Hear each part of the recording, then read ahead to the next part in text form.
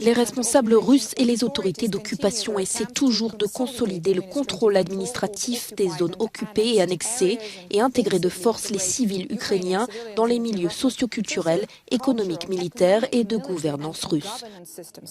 L'Institut pour l'étude de la guerre dit que les responsables d'occupation et les forces russes ont continué à intensifier leurs opérations de filtration dans les territoires occupés par la Russie en Ukraine.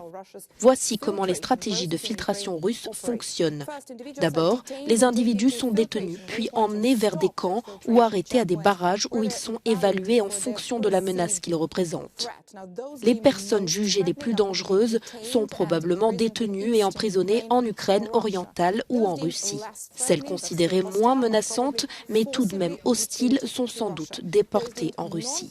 Enfin, il est probable qu'on remette à celles jugées non dangereuses un laissez-passer et permis de rester en Ukraine, ou alors on les déporte de force en Russie.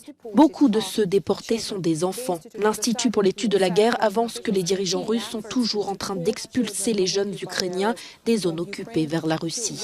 Les autorités installées par la Russie dans l'autoproclamée République populaire de Louhansk ont affirmé avoir envoyé des enfants de cette région ukrainienne vers la région de Krasnodar en Russie.